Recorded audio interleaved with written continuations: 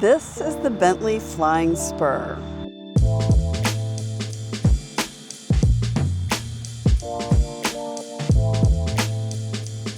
This is the fourth generation of the quintessential Bentley.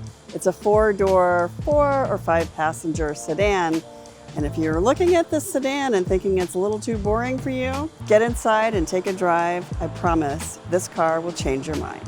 For the fourth generation, Bentley moved to an all-hybrid powertrain strategy. They retired the 12-cylinder engine and went with a V8 that is either a hybrid or a plug-in electric hybrid. Ours is the PHEV edition. It generates 771 horsepower, the most powerful Bentley ever built. Bentley was a little nervous though, but as it turns out, it was a good move. The plug-in electric hybrid is outselling the 12-cylinder.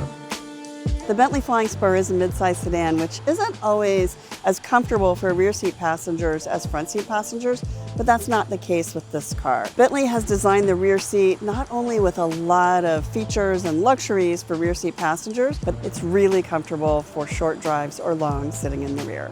The Bentley Flying Spur is available in 4 trim levels. There is the Flying Spur, there is the Azure, which is a more luxury and comfort focused trim. There is the Speed, which we're driving, which is a little more performance focused. And then there's the Mulliner. The Mulliner is the over-the-top, bespoke, customized version, although you can get Mulliner details on any of the other trims. The Bentley Flying Spur is notable for this wide front grille. Ours is in gloss black and the crystal cut headlights. These are iconic Bentley headlights. The Bentley Flying Spur is the only model in the entire family of Bentleys that has a hood ornament. The Bentley Flying Bee crowns the bonnet and it's retractable. You can push a button on the touchscreen to retract it or to extend it.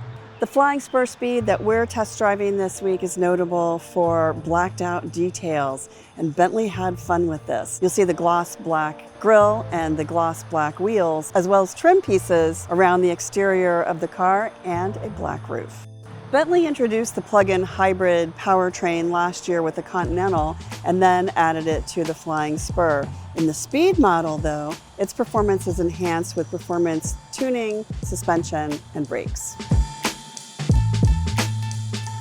The rear end of the Bentley Flying Spur is notable, of course, for the crystal cut tail lights. Our Speed version has this really subtle spoiler here of carbon fiber and a really subtle carbon fiber diffuser down here. And it has the classic active badge, the Active Flying Bee badge. Inside, Bentley outfits you with a charge kit here, so you're never without power if you would like to charge that plug-in electric motor. Behind the wheel of the Bentley Flying Spur, the first question you have to ask is, to electric or to not electric? They did something quite brilliant with this electric powertrain, and actually something that a lot of car makers are doing. And that is, you can drive on electric about 45 or 47 miles of all electric range before the gas engine kicks in. But even if you deplete your driving range, you don't actually deplete the engine. It still reserves a certain amount of electricity, so you get the full boost for all 771 horsepower. The dash in the Bentley Flying Spur is similar to what you'll find in the Continental, but not the same as what you'll find in the Bentayga. It is a lot of electronics. We have a really nice multimedia screen here, a very crystal clear driver display here. And then we have lots of functions here. So we can choose navigation, we can go to the home screen, we can scroll through all of our apps and vehicle settings. And if you get tired of looking at that, you can just get rid of it. This is the most elegant classic Bentley view. The gauge is there in the center, right above the panel of quick access buttons here. And then on the center console is where we'll find our climate controls and our drive mode selector here. Classic gear shifter here, you press the B and pull it back or push it forward and press the P for park. The center console has a really classic look to it. It feels very almost airplane-like in all the placement of controls.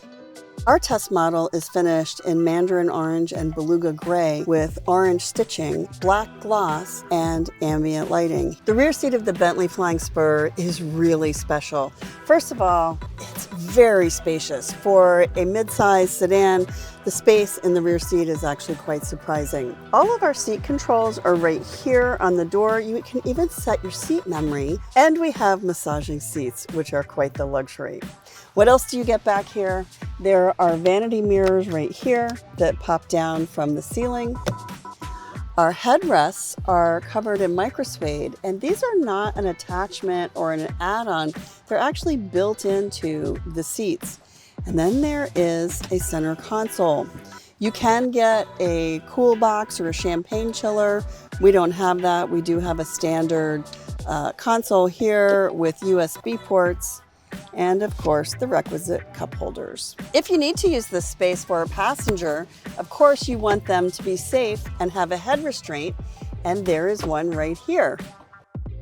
The popularity of sedans in recent years has slowed, and Bentley is not immune to that. But don't let this car fool you. It is fun to drive. It's a delight to ride in the back seat. And if you want a car that flies under the radar, this could be it.